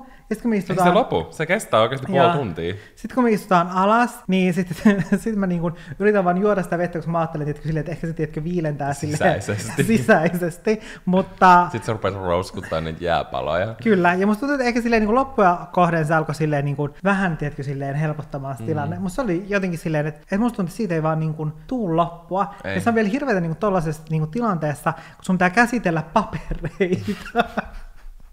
Ja sit sä annat jonkun semmoisen paperisen esitteen, ja sit se vaan jää sun käteen kiinni, kun sä työnnät sen sitten. Siinä on sellaisia pisaroita päällä. Kyllä. Niin, tää oli Oh niin my kuin god. ehdottomasti hirveä semmoinen jälkihikitilanne, koska kun mä lähdin sieltä, niin sit mä vaan mietin sitä, että selkeän kun ne on sulkenut sen oven silleen, hei, ollaan yhteyksissä, niin ne on vaan kattonut toisiaan ja ollut silleen, tiedätkö, puhunut siitä silleen, että okei. Mutta tossa on paha myös se, että tiedätkö välillä, jos vaikka jompikumpi meistä tulee suihkusta, ja sitten on silleen, että jumalauta, kaikki ikkunat auki, että täällä on ihan saakelin kuuma, ja sitten itse on silleen, että haen neuleen, että mulla on kylmä. Niin se on just silleen, että jos sulle ei, tiedätkö, oo just sitä, sä et ole tehnyt mitään semmoista suoritusta, sä oot kävellyt tuolla niinku ulkona, vaan sä tuut sinne asuntoon silleen, että sun lämpötila tietenkin matchaa sen paikan kanssa, niin sit et sä tunne sitä kuumuutta, mutta sitten näet, että toinen, tiedätkö, silleen on niinku hätää kärsimässä. Niin mä oon kanssa aina silleen, että kesällä sun pitää laittautumiseen esimerkiksi aina varata silleen puoli tuntia ekstraa, minkä mä tein esimerkiksi tänäänkin silleen, että kun mä tulin suihkusta, mä menin istumaan 80 minuutiksi pöydän ääreen näin, juomaan kylmää vettä, jotta, tiedätkö, mulla ei tule semmoista järkyttävää jälkiheikkoa, koska mä menisin lähteä heti viemään koiri ulos, niin mä tiedän silleen, että mun hiukset olisi kanssa liimautunut. No toi oli se, mitä mä olisin halunnut tehdä silleen, että hei, mä istun tuohon nyt 80 minuutiksi, jos voisin saada lasillisen vettä jääpaloilla. Niin voidaan sitten... Viuhukan. Ja sitten tiedätkö, että voisi olla siinä 20 minuuttia. Ja sitten olla silleen, no niin, nyt voidaan mennä asiaan. Okei, eli teillä on tällainen asunto. Joo. Jälkihiki is real. Mä aina itse silleen näen uuden vuoden alun sellaisena nollauksena. Ja tiedätkö sellaisen, että silloin asetetaan tavoitteita ja tiedätkö, mietitään, mitä sinä tulevan vuonna haluaa tehdä. Mutta sähän oot enemmän semmoinen, että sä mietit aina syksyä sellaisena. Mulle syksy on aina sellainen vähän niin kuin uuden alku. Ja mun mielestä se on kans kiva. Ja oikeastaan niin kuin, ehkä jokaiselle sellaiselle vuoden ajalle voisi aina miettiä, että sen ei ole tarkoitus olla välttämättä, kaikilla saa olla mitä haluaa. Sen ei tarvitse olla mikään semmoinen, haluan edetä urallani sinne ja tänne, vaan se voi tietenkin olla semmoinen, no voidaan katsoa millaisia niin kuin, tiedätkö, tavoitteet meillä on, mutta kannattaisi tehdä. Esimerkiksi jos haluat chillaa enemmän, se voi olla tosi hyvä tavoite. Mitä sulla on? Mitä niin kuin, toiveita, tavoitteita sulla on nyt syksyllä 2023? Ehkä eniten mä odotan sitä, tiedätkö, että pääsee silleen arkeen kiinni, koska musta tuntuu, että silloin keväällä meillähän koitti uusi arki mun päivätyön myötä, ja musta tuntuu, että me päästiin elämään sitä arkea, mutta sitten tuli kesä,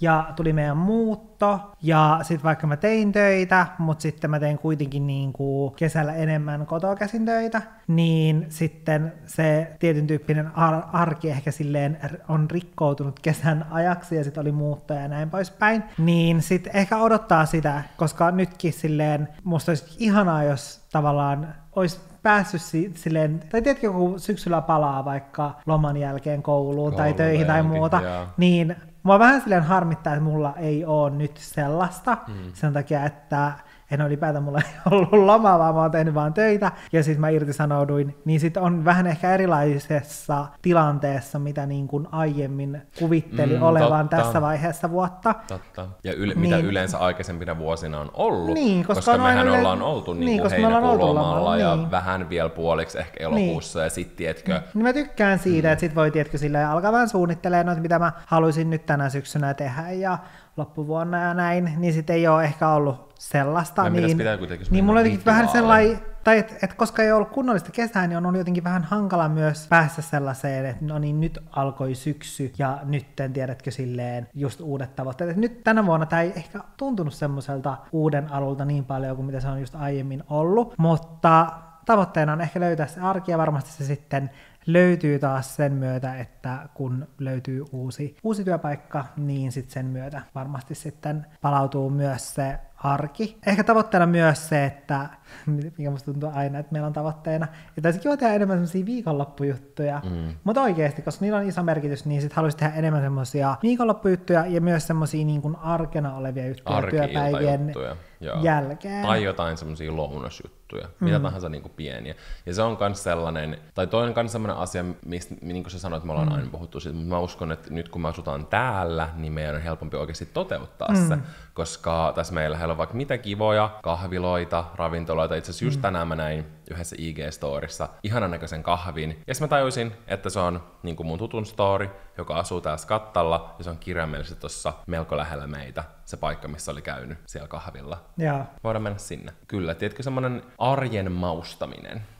Se on tärkeää. Sitten näiden lisäksi mun tavoitteena on saada julkaistua sellainen projekti, mitä tässä on työstetty jo useampi vuosi. Te tuutte kiljumaan. Ja mä niin kun uskon, että nyt tänä syksynä se on vihdoin valmis julkaistavaksi. Se on jotain uskomatonta. Se on jotain ihan supersiistiä. Mutta se on ehkä sellainen niin kun mun isoin tavoite tälle syksylle. Mulla on tosi samoin fiiliksiä kuin sulla, tiedätkö, vähän niin kuin siihen arkirutiiniin liittyen. Ja musta tuntuu, että tää vuosi, niin kuin etenkin viime keväänä, on ollut sellaista aikaa, milloin mä oon oikeasti niin kuin silleen sukeltanut semmoiseen niin kuin rutiinin muodostamiseen. Ja mähän on tänä vuonna, etenkin viime keväänä, puhunut tosi paljon siitä niin kuin 1% paremmin ja siitä, että pääsis eroon siitä semmoisesta kaikki tai ei mitään ajattelutavasta, niin mä haluan ehdottomasti jatkaa sitä. Että musta tuntuu, että kesällä kanssa, tiedätkö, ton muuton ja kaiken myötä, niin on tosi paljon, kun elämä ei ole sellaista tasasta, niin on tosi vaikea pitää kiinni niin kuin rutiineista, niin päästä vielä enemmän niihin, mutta mulla on tietkö, sen sijaan, että mä niin jotenkin ahistaisi, niin mulla on semmoinen jotenkin tosi semmoinen hyvä ja innostunut fiilis siitä, mä malta odottaa, niin kuin, että mä pääsen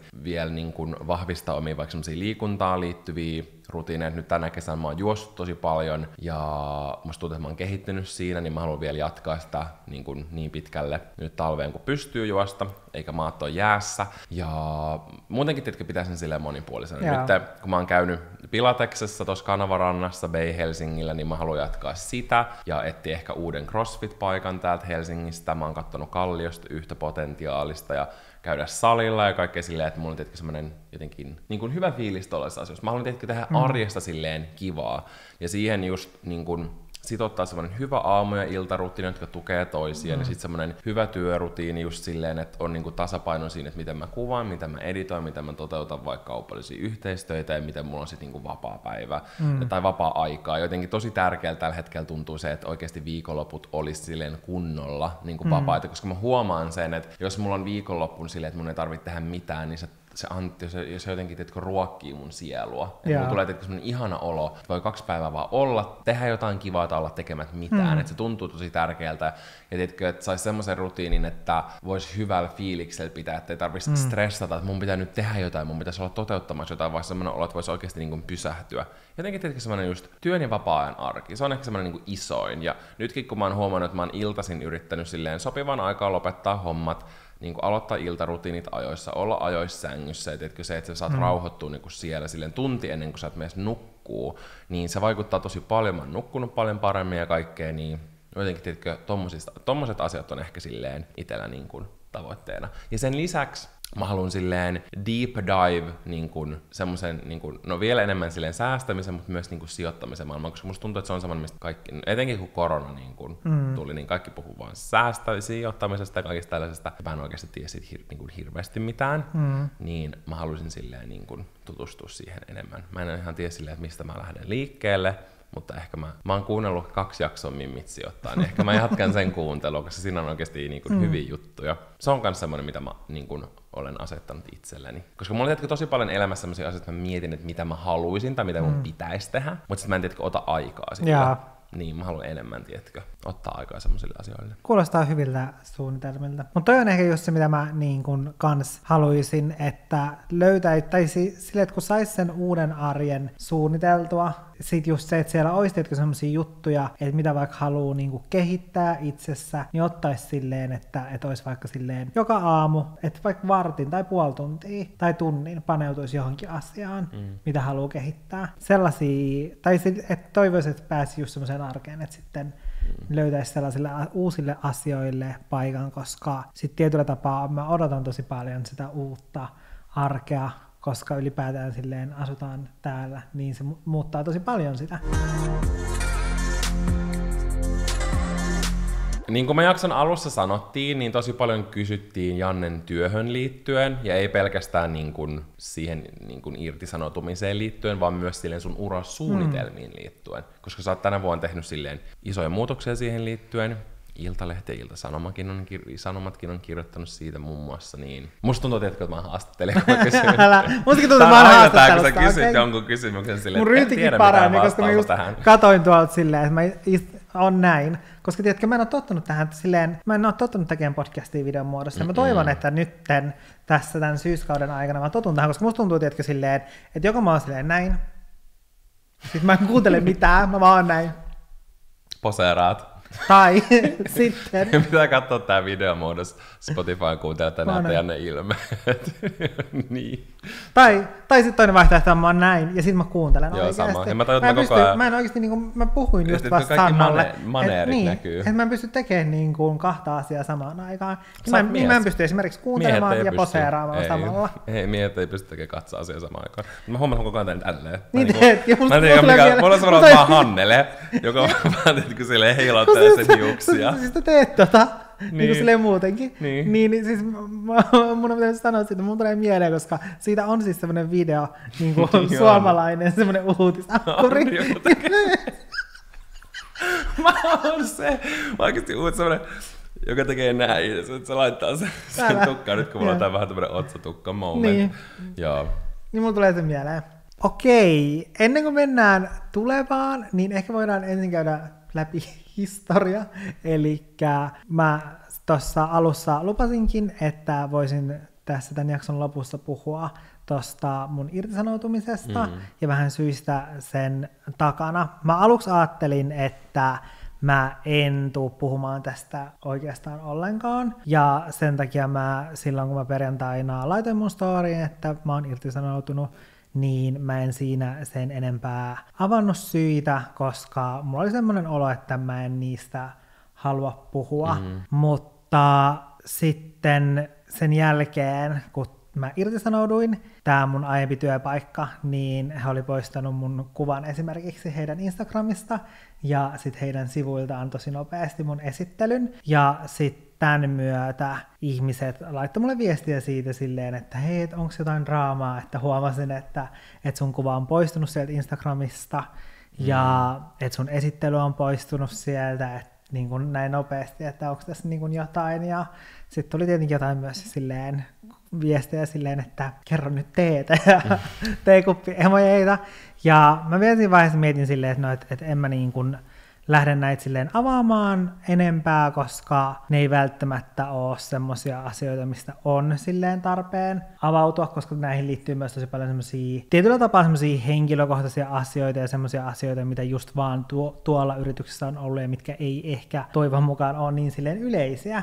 Niistä mä ajattelin silleen, että okei, no, että se on turha, että mä lähden tietysti tällaisia niin kuin silleen avaamaan, koska sit kun ei kukaan voi näihin samaistua tai tämä ei ole niin kuin silleen yleinen niin kuin keskustelu, niin miksi käydä tavallaan sitä silleen julkisesti. Mutta sitten kun niitä viestejä tuli just enemmän, ja sitten mä aloin miettimään sitä, että osa näistä asioista on semmosia, mitä valitettavasti on työelämässä, niin kuin varmasti muutkin ihmiset kohdanneet kuin mä, ja mistä ehkä voisi olla myös silleen hyvä puhua.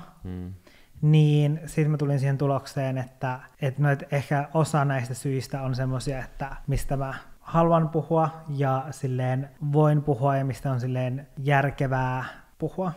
Eli mun irtisanoutumiseen oli, niitä syitä oli monia. Mä listasin ne kaikki ylös ennen mun päätöstä irtisanoutua, ja niitä oli varmaan joku 10 tässä mun listassa, joten se nyt oli niin kuin tavallaan se, että silloin mä tein sen päätöksen, että okei, että nyt on niin kuin aika irtisanoutua, että tämän listan ei pitäisi olla näin pitkä. Sellaiset asiat, mitkä oli mulle ehkä semmosia niin kuin isoimpia syitä siihen, miksi mä päätin irtisanoutua, niin oli jo heti silloin, kun mä aloitin, niin mun työsopimuksessa oli semmoinen asia, minkä mä ja sitten tämä välitysliikkeen yrittäjä, niin me tulkittiin, tai kun mä tietenkin kysyin, kun se sopimus oli silleen aika tulkinnanvarainen, ja mä kysyin, että miten hän tulkitsee tätä, ja hän tulkitsi sitä samalla tapaa kuin mä, mutta sitten taas ketju tulkitsi sitä eri tavalla kuin me, ja sitten se oli niin kuin, ja he tulkitsivat sitä todella niin kuin silleen epäoikeudenmukaisesti niin kuin mua kohtaan, ja sitten sen myötä mä tietenkin, tai mä sanoin niin kuin suoraan, että jos mä olisin tiennyt, että te ajattelette, että tämä tarkoittaa tätä asiaa tässä sopimuksessa, mä en olisi allekirjoittanut tätä työsopimusta.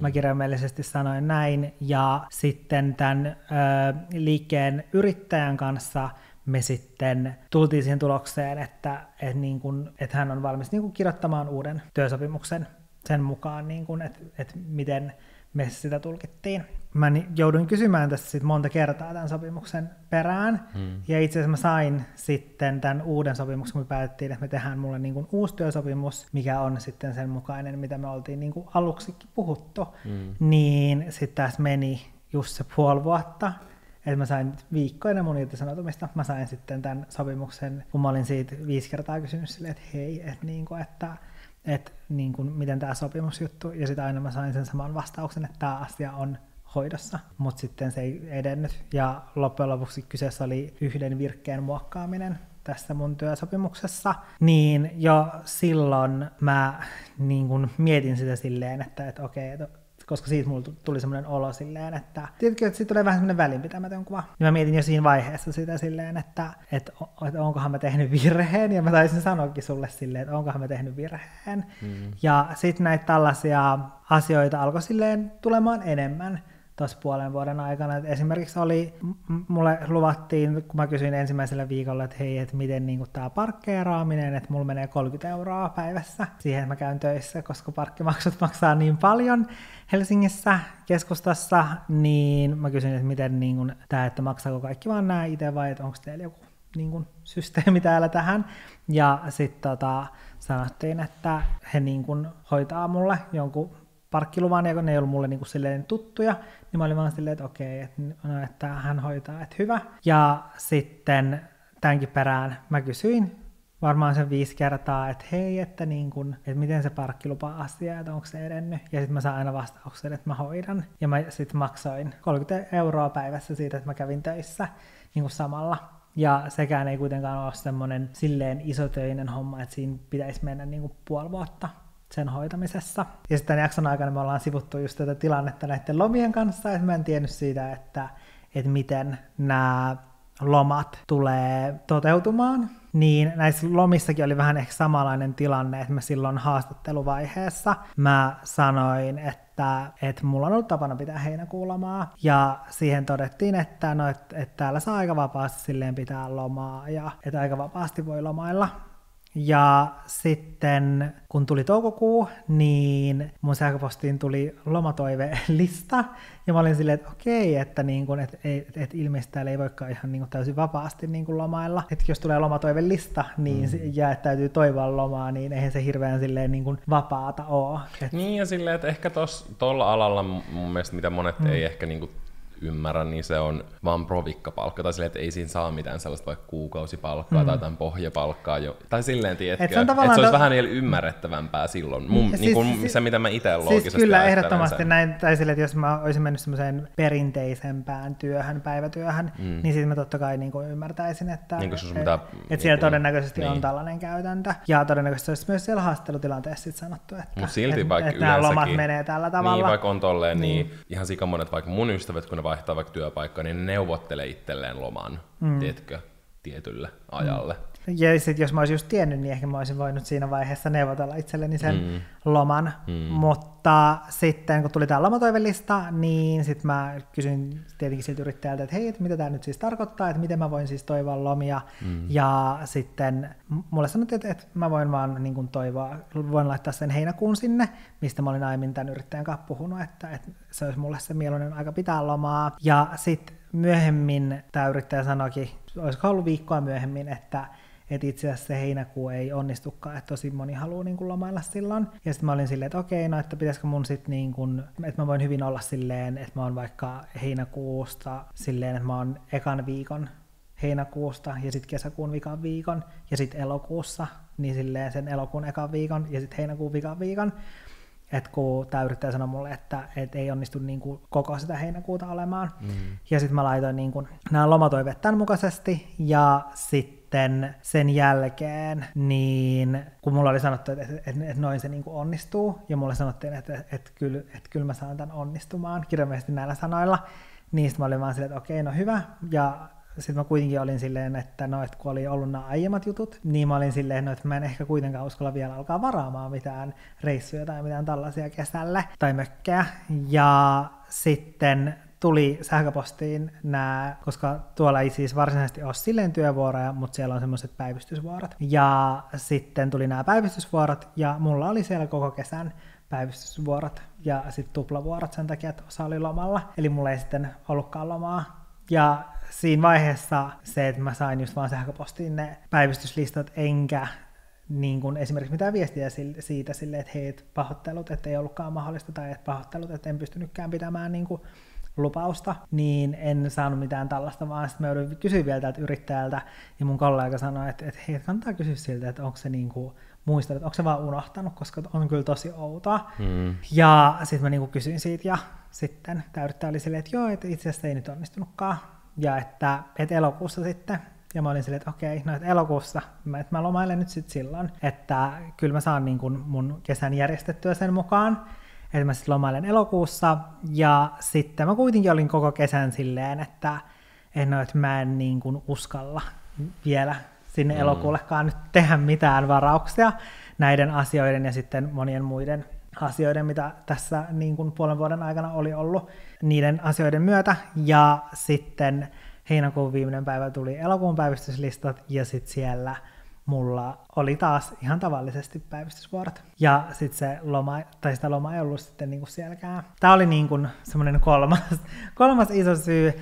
Ja sitten se niinku viimeinen iso syy siihen, miksi mä päätin irtisanoutua, oli se, että silloin kun mulle laitettiin viestiä ensin tuolta yrityksestä tai ketjusta, että mut niin haluttaisiin sinne, ja sitten sen myötä mä sit päädyin noihin työhaastatteluihin, niin siellä haastatteluissa mulle sanottiin tietty palkka, ja sitten kesken sen haastatteluprosessin, kun mä olin jo tietyllä tapaa sitoutunut siihen, ja sitten laittanut ehkä muut yritykset, tiedätkö, just sivuun, että tässä kohtaa mä ehkä just tein sen niin kuin virheen, niin sitten mä olin, koska mä luulin, että palkka on tietyn tyylinen, mä olin valinnut tämän yrityksen, sitten siinä vaiheessa, mutta sitten mulla oli luvattu niin kuin siinä haastatteluprosessista tietty palkka, mutta sitten kun he teki sen päätöksen, että he palkkaa mut, niin sitten he totesikin, että heille ei ole mahdollista maksaa mulle niin kuin tämän tyyppistä palkkaa, vaan sitä palkkaa, tai sitten niin kuin sopimukset tehtiin tavallaan sen palkan osalta epäedullisempi mulle kuin mitä se siinä haastatteluprosessissa oli. Ja sitten mä kuitenkin suostuin siihen, mutta se tietenkin oli jo tavallaan silleen ikävä, että tehdään kesken haastatteluprosessin noin, että ilmoitetaan mulle tietty palkka ja sitten muokataan sitä niin kuin jälkikäteen. Ja sitten niin kuin tämän vuoden aikana mä oon vähän silleen ihmetellyt, että mun palkka ei täsmää sitä, että mitä mä oon niin kuin laskenut, että mikä mun palkan pitäisi olla. Ja sitten kävi ilmi, että mulle on maksettu pienempää palkkaa tai pienemmän prosentin mukaan sitä provikkaa, kun on sovittu. Ja sitten mä kysyin tästä, ja sitten tavallaan se mun kysymys täysin silleen ohitettiin. Ja sitten mulle vaan maksettiin pienempää palkkaa. Eikö toikin ollut kuitenkin jotenkin tehty suullisesti se sopimus? Kyllä, niin.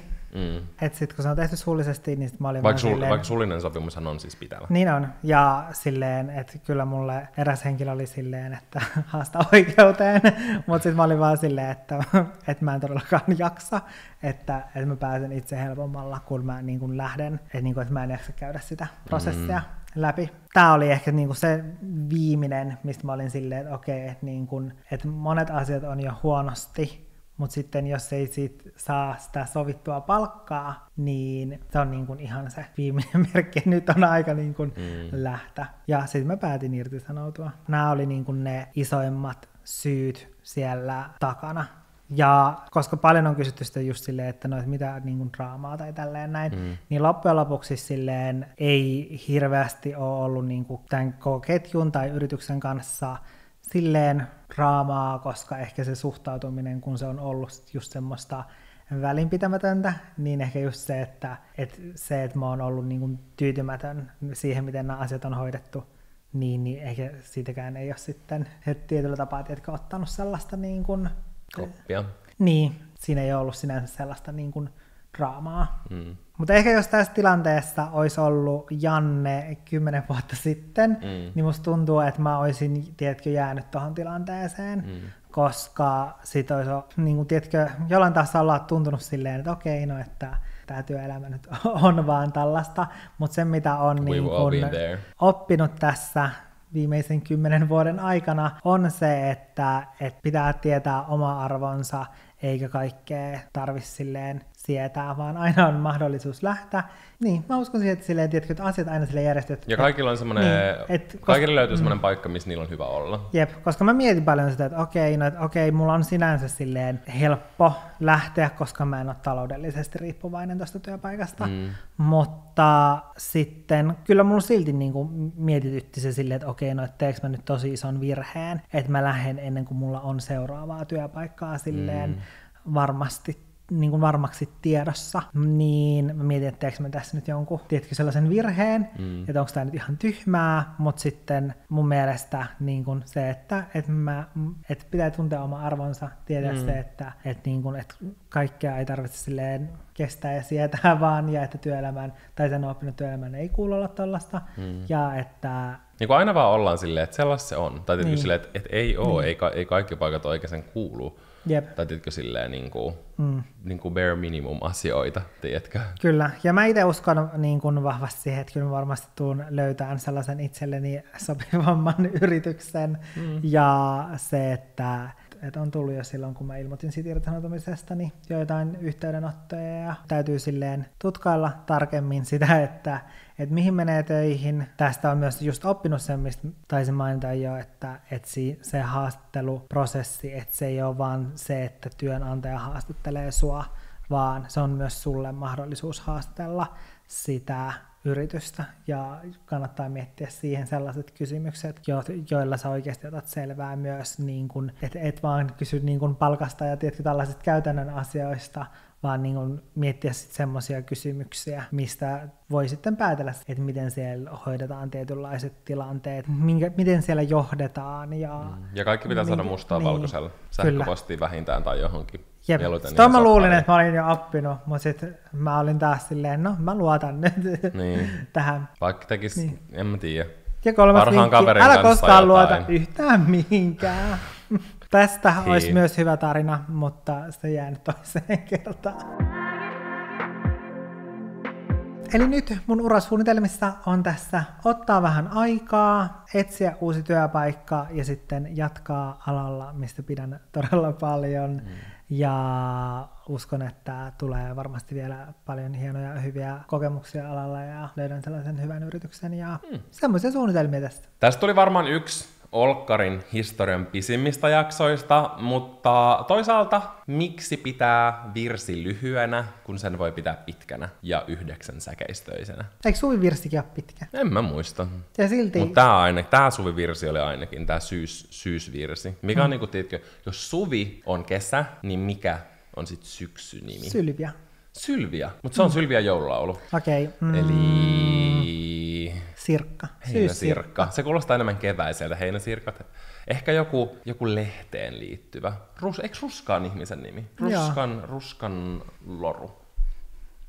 Näin se on, kuulkaas. Kiitos ihan super paljon, että kuuntelitte. Muista seurata meidän podcastia. Kuuntelit sitten Applella, kuuntelit sitten Spotifyssa, kuuntelit sen YouTubesta. Klikkaa tilaa, klikkaa seuraa ja anna meille 5 tähteä. Me ollaan 5 tähden podcast. Me ollaan ansaittu sitä. Me tiedetään se. Ja paluun kunniaksi mä haluan nähdä, että tähdet loistaa, että meidän seuraajamäärät räjähtää kasvuun. Ja kommentoikaa myös, mitä mieltä olette siitä, jos me tehtäisiin tänä kautena vielä enemmän näitä videojaksoja. Me kuullaan ensi jaksossa. Se on moi moi! Moi moi!